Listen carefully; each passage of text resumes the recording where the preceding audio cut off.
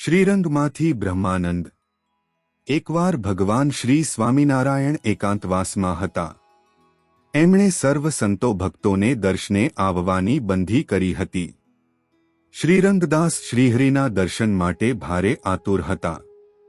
વ્હાલાનો વિરહ એમનાથી સહેવાતો ન હતો, પણ આજ્ઞા સિવાય દર્શને જવાય એમ પણ નહોતું। તેઓ ગઢપુરની સીમમાં એક વાડીમાં ઉતર્યા હતા। એમણે વાડીવાળાને કહ્યું, તું ગઢડા જા અને મહારાજને કહે કે શ્રીરંગદાસ આવ્યા છે અને દર્શને આવવાની રજા માગે છે।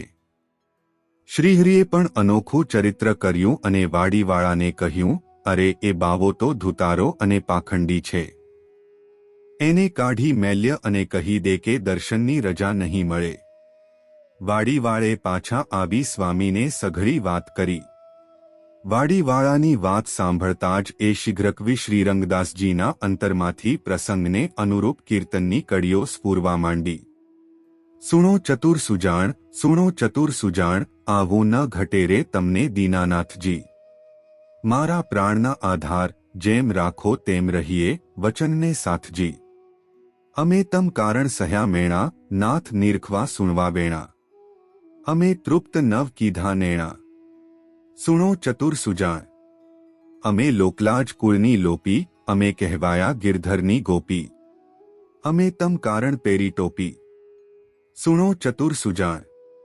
પહેલી પ્રીત કરી શીદને આગે, દૂધ દેખાડીને માર્યા ડાંગે।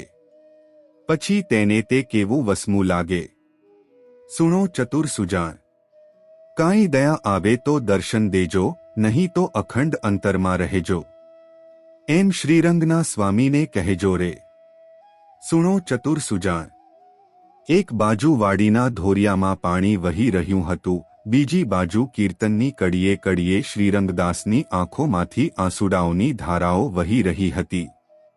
શ્રીરંગદાસે આ રચનાને કાગળની ચબરખીમાં ઉતારી અને વાડીવાળાને કહ્યું, લે આ લઈ જા અને મહારાજને આપી આ। ચબરખી વાંચતાવેંત શ્રીજી મહારાજ મારતે ઘોડે વાડીએ પધાર્યા। શ્રીરંગદાસને ભેટી પડ્યા અને બોલ્યા, શ્રીરંગ તમને રંગ છે।